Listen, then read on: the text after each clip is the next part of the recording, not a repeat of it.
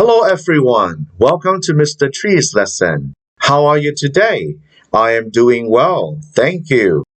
Now let's start the lesson today with Write on 6 Unit 2, Lesson 2B, Grammar, page 41. Before we start, make sure that you have your Write on 6 student's book, your Write on 6 workbook, your notebook, your pen, and your pencil with you.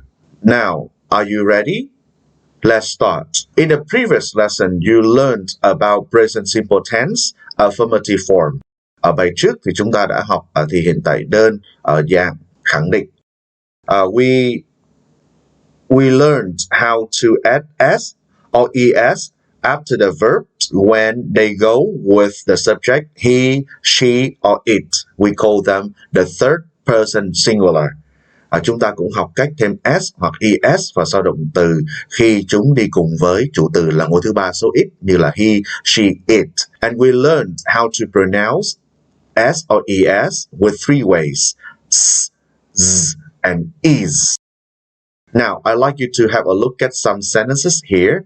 She wakes up at 7:30 every morning. They like basketball very much. They play volleyball on Sundays. She has breakfast at 8 o'clock. He watches TV in the evening. And we use the present simple tense to talk about daily activities and habits. Chúng ta dùng thì hiện tại đơn để nói về những cái sở thích, nói về những cái hoạt động hàng ngày, những cái thói quen của chúng ta. And these are called affirmative sentences. Và đây là những câu được gọi là câu khẳng định. And now, if you want to change them into negative, what do you do? Vậy thì nếu chúng ta muốn chuyển nó thành một câu phủ định thì chúng ta phải làm sao? Nào, các bạn cùng nhìn nha. She doesn't wake up at 7:30 every morning. Can you see the differences? Number 2, they like basketball very much. They don't like basketball very much. They play volleyball on Sundays. They don't play volleyball on Sunday. She doesn't have breakfast at 8 o'clock. He doesn't watch TV in the evening. And we call these sentences negative sentences. And that is the lesson today. We'll learn about present simple with negative form. For singular subject, we have I, you. We use do not, and after that we have verb bare infinitive, like. And if you don't want to use do not, you can use don't.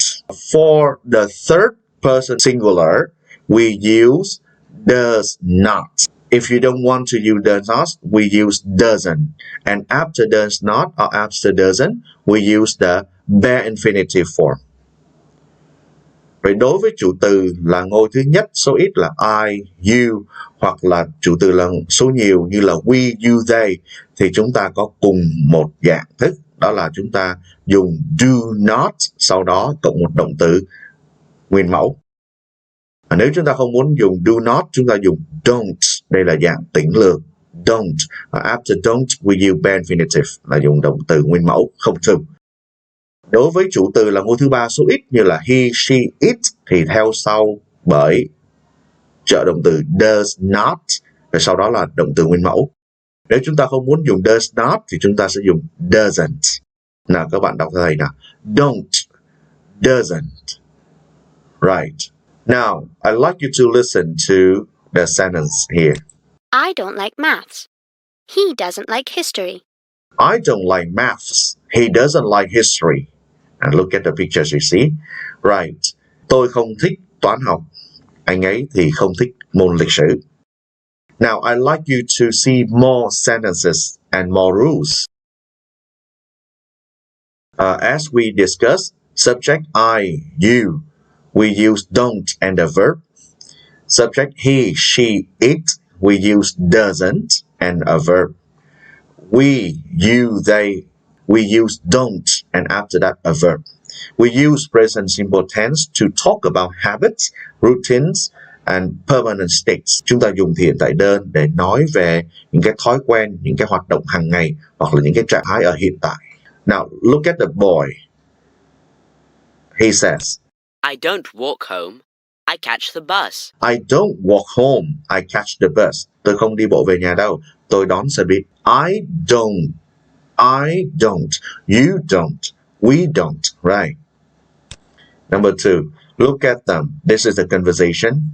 You like geography, but you don't like history. Yes, that's right. You like geography, but you don't like history. Yes, that's right. Bạn thích địa lý nhưng bạn không thích lịch sử. Vâng, đúng rồi. You don't like. You don't like. I don't like. You don't like. They don't like. Now, next one. She doesn't have lunch at home. She has lunch at school. She doesn't have lunch at home. She has lunch at school. Cô ấy không ăn trưa ở nhà. Cô ấy ăn trưa tại trường. Look at the conversation. We don't have a maths test tomorrow. Great. We don't have a maths test tomorrow. Great. Chúng ta không có bài kiểm tra môn toán vào ngày mai. Tuyệt vời. They don't eat at a fast food restaurant very often. They don't eat at a fast food restaurant very often. Họ không thường ăn tại cái nhà hàng thức ăn nhanh. Right. Thank you. Now look at exercise number 4. Read the table. Complete the sentences using the verbs in the list in the negative form. Look at the form again. You don't like. He, she, it. You can use doesn't like. With the subject we, you, or they, we use don't like. Now, for example, Chris doesn't like music. Number 1, Chris doesn't like music. Now, number 2, they dinner at 4 p.m. What words do you use? They don't have dinner at 4 p.m. Very good. Number 3, lessons at 8 p.m. Lesson don't start. Right, very good. Lessons don't start at 8 p.m. Number 4, he to school on Saturdays. He doesn't go to school on Saturdays. Very good. My mom doesn't prepare for lunch for us. We have lunch at school. Very good. My mom doesn't prepare lunch for us. We have lunch at school. Excellent. Now, I'd like you to move to exercise 5. What do you do on Sundays? What don't you do on Sundays? Use the phrases in the list to write sentences and tell your partner. Dùng những cái cụm từ ở đây để đặt câu để trả lời là cái việc là chúng ta làm gì và không làm gì vào ngày Chủ nhật. For example, On Sundays, I don't have breakfast at 8. I have breakfast at 9.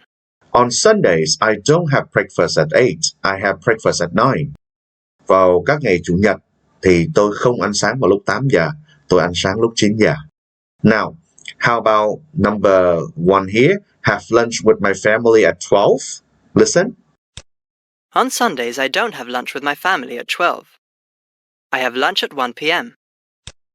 On Sundays, I don't have lunch with my family at 12. I have lunch at 1 p.m. Now, I'd like you to make sentences by yourself. Bây giờ thầy muốn các bạn tự đặt câu trước khi các bạn nghe nhé. Now, listen. Number 2, prepare dinner là chuẩn bị bữa tối. On Sundays, I don't prepare dinner. My mum prepares dinner. On Sundays, I don't prepare dinner. My mom prepares dinner. Number 3, eat at a restaurant. On Sundays, we don't eat at a restaurant. We eat at home. On Sundays, we don't eat at a restaurant. We eat at home. Very good. On Sundays, I don't go to the cinema. I watch a DVD at home. On Sundays, I don't go to the cinema. I watch a DVD at home. How about play football in the park? On Sundays, I don't play football in the park. I meet my friends. On Sundays, I don't play football in the park. I meet my friends. Very good. Before we move on to exercise number 6, we have something to learn more. We talk about preposition. Prepositions of time. At, on, in. Giới từ chỉ thời gian. At, on và in. We use at with time. For example, at 7 o'clock, at 8 o'clock, at 2 p.m. We can use at with holidays like Easter. At Easter. Easter là lễ phục sinh. At Christmas vào ngày lễ Giáng sinh. We can use at in the expressions. Chúng ta dùng cái at với một số các cụm từ sau. At noon vào giữa trưa là 12 giờ trưa đó, và giờ cụ thể. At the weekend vào ngày nghỉ cuối tuần. On Sunday and Saturday, right? At night vào buổi tối, vào ban đêm. We use on with days. On Monday, on New Year's Day, vào ngày thứ hai, vào ngày đầu năm. Ta dùng we use on with dates. On 2nd August or on the 2nd of August, it's okay. We can use on with part of a particular day. For example, on Friday night, on Saturday evening, on Monday morning. We use in with months. In January, in September, in October, in November. We use in with seasons. Chúng ta dùng in với các cái mùa. In the winter, in the spring, in the summer, in the autumn. And we can use in with some expressions of times, like in the morning, in the afternoon, in the evening. And we also use with time, but in different meaning. In an hour, in a minute, in a week, in a month, in a year, in few days. Có nghĩa là trong vòng, hoặc là trong khoảng, trong vòng 1 giờ nữa nha, trong vòng 1 phút nữa nha, trong vòng 1 tuần, trong 1 tháng, hoặc trong vòng 1 năm, trong vài ngày nữa. Đó là dùng in. And now, I'd like you to practice more. We use at with times. Now listen. I have breakfast at 8 o'clock every morning. I have breakfast at 8 o'clock every morning. Tôi ăn sáng lúc 8 giờ mỗi buổi sáng. Special occasions. At ta dùng với special occasions có nghĩa là vào những cái kỳ nghỉ đặc biệt, như at Christmas nè. People put presents under a tree at Christmas. People put presents under the tree at Christmas. You can see stars in the sky at night. You can see stars in the sky at night. Các bạn có thể nhìn thấy những vì sao trên bầu trời vào ban đêm. We can use at like at weekends, at the weekend, at night, at noon.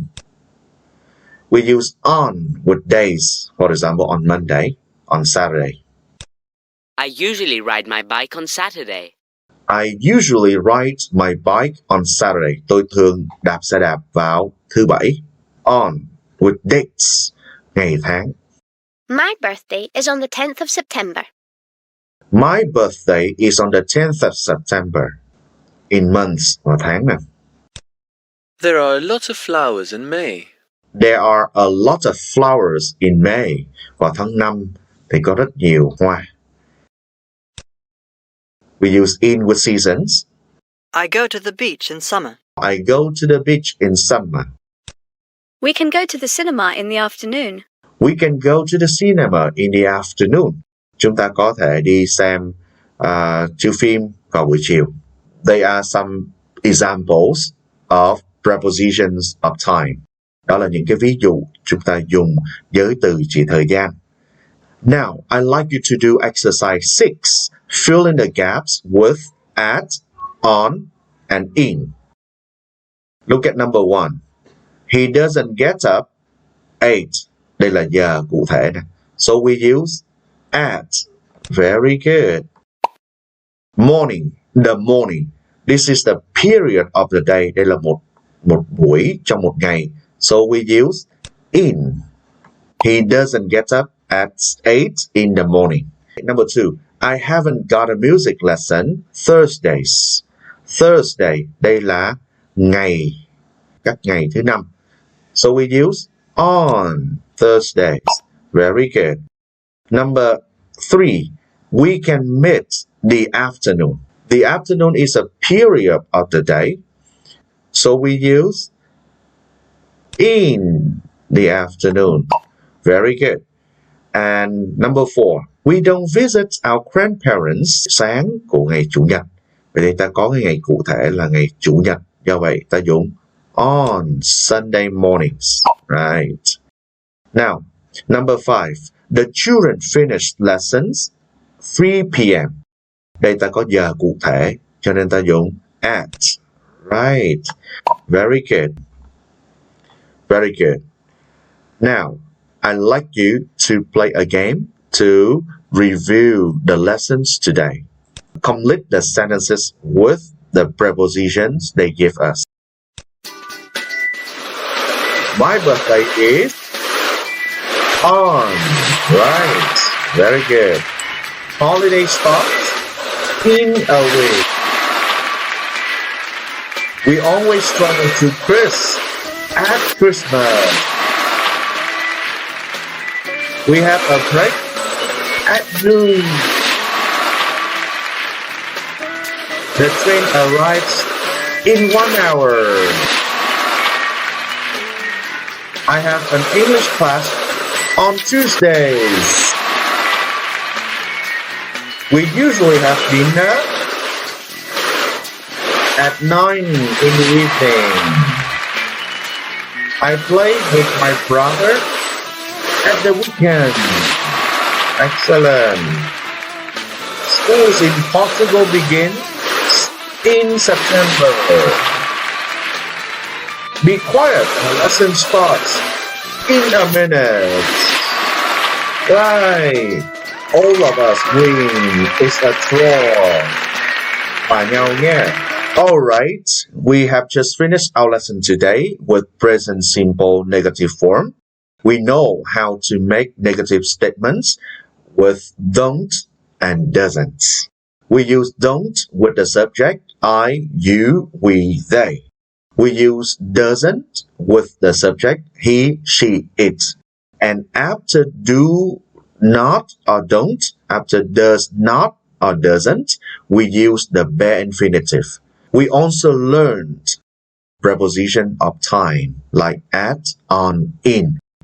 We use at with specific time. We use on with the days, the date, or a part of particular day. And we use in with months, seasons, some other expressions. Right?